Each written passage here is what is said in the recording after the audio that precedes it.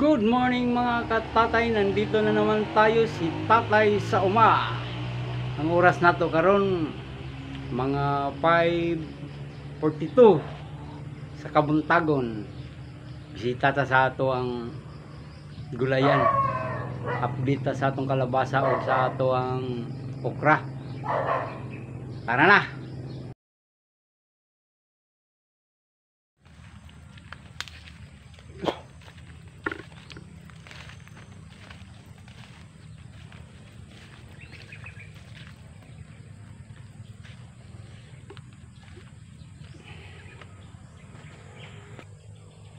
Tayo pa sa Kabuntagon at nagpatugtog pa sa ato ang radyo.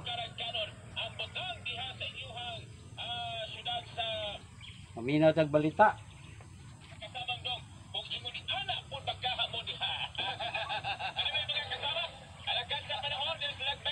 Jacket unta kay tugnaw-tugnaw pa.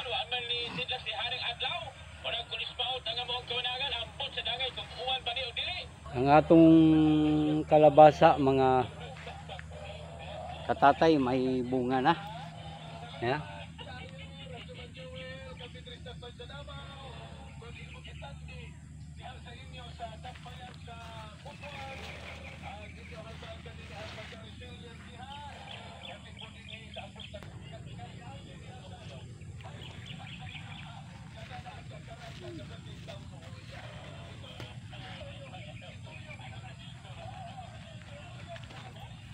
Ito walang bunga.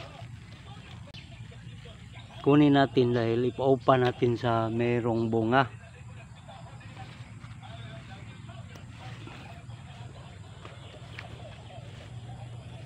Hanap pa tayo ng bulaklak ng kalabasa para gawin natin. Ito. Oh, nakita nyo? May bunga tapos may bulaklak sa itaas. Lagyan natin ng bulaklak.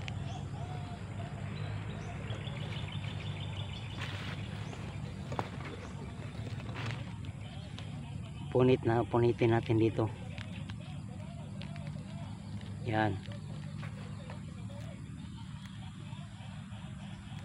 Ito ang ilagay natin din doon. Yan. Yan. Yan. Yan ang tinatawag na upa sa Bisaya. Sa Tagalog, upa yung nagre-renta ata ng bahay. Maraming damo.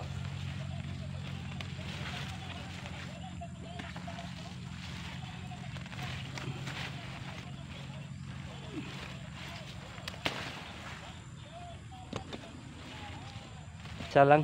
Ito nakita nyo wala ng bulaklak. Yan. Pero ito malagas to dahil kulay dilaw. Dapat sana ang kulay niyan green. Yan may bunga. Lagyan natin ng bulaklak dito sa taas. Hanap tayo ng bulaklak ng kalabasa. Ito ay may bunga din. Ito ay meron.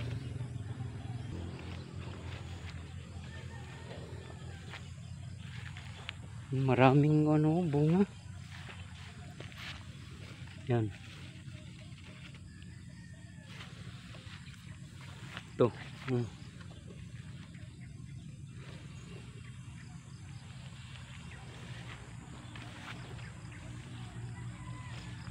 Ito, meron tayong nakitang bulaklak. Yan. Kunin natin.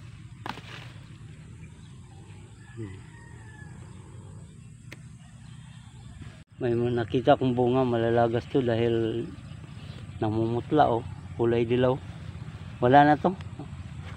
Kahit tanggalin natin to.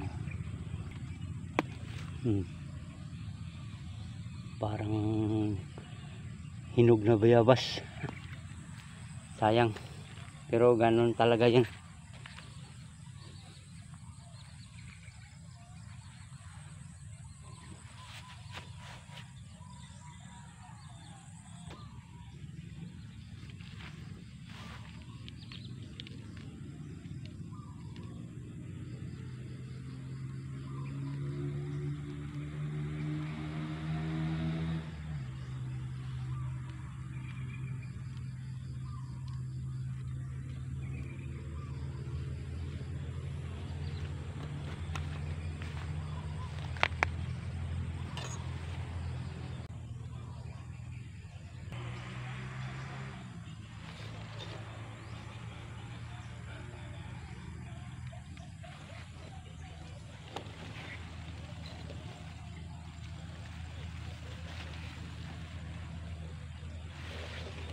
bunga ng okra.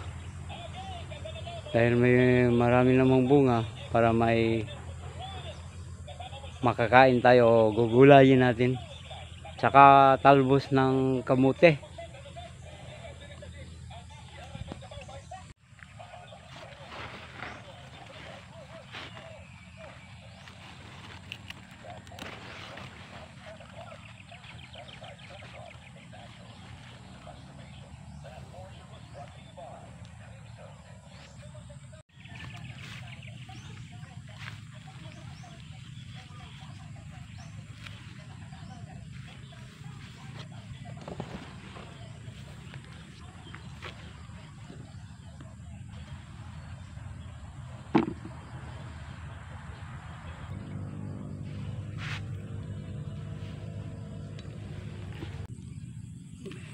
Talbos na kamote. Yan.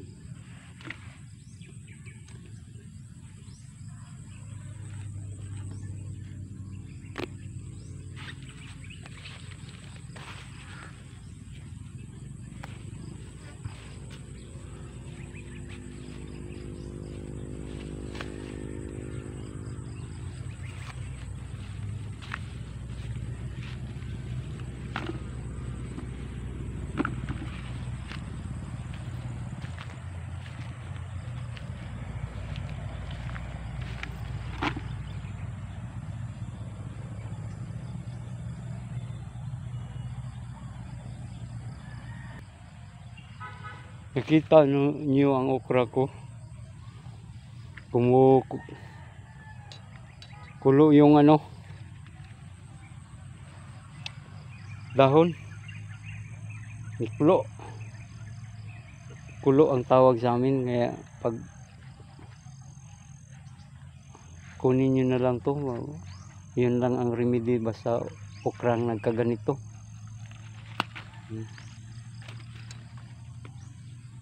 Dahil pag hindi nyo kinikuha to, hindi bubunga ang okra, kaya kunin natin.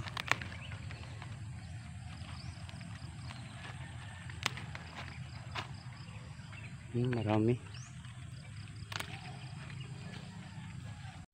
Tingnan din natin kung may bunga o may hinog yung papaya natin.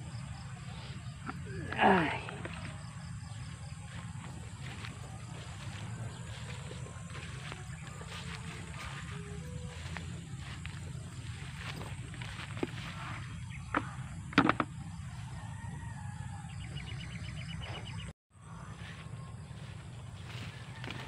Ito, marami bunga.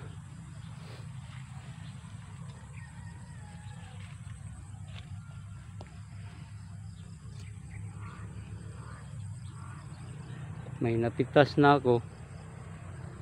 Ito ang bunga niya, dilaw na, pero sira. Ito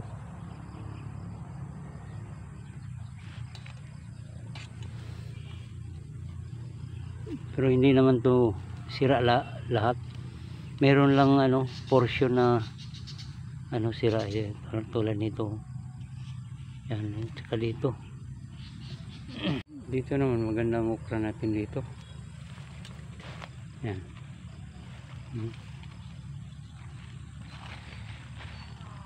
Hindi masyado kumukulo yung dahon.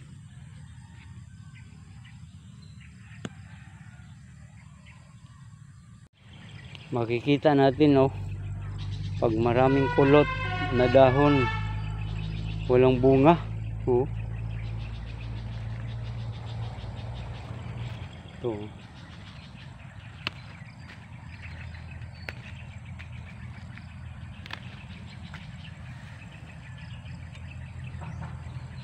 Yung iba dito, pag nagtatanim ng okra niya tapos magkaganito ang dahon, pinuputol na lang ang punuan, tapos magtanim ulit.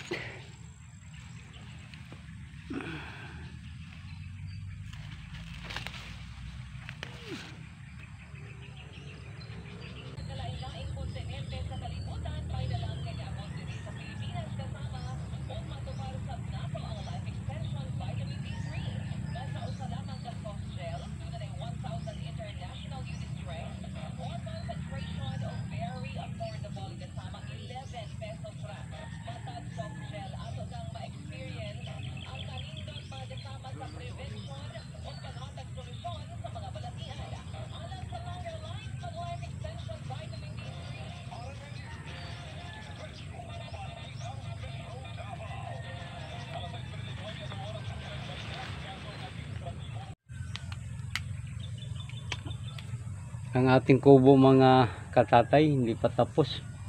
Mag 3 linggo na, hindi pa tayo nakapaglagay ng bubong sa kabila. Eh dito meron na dito. Yan. Bali 6 na piraso. Pero sa kabila, wala pa. Nilagyan muna natin ng lukay, ng niyog, dahil wala pa tayong pera eh. Uwi na tayo. Ang pinakakusog, RMN News, Diretso, Balitang Metro Davao. Mga balita o good news, mga kasama o kaka-inspirasyon gumikan dunay o saka 4-piece beneficiary nga sumala pa nakabalay o ang iyang anak nagmagna cum laude pagyud. Ani ang report ni Radyo Man Karin Beltran.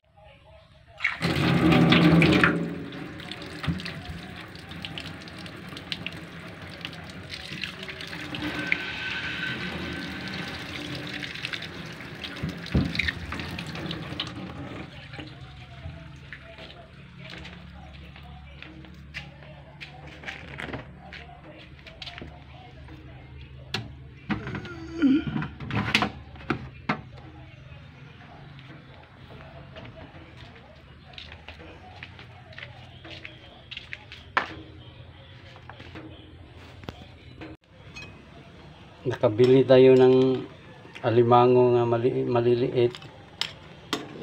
Nilagyan natin ng okra,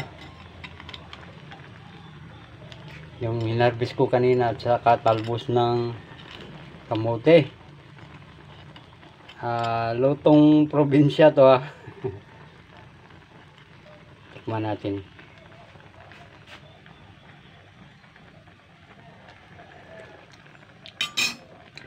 The best in the West.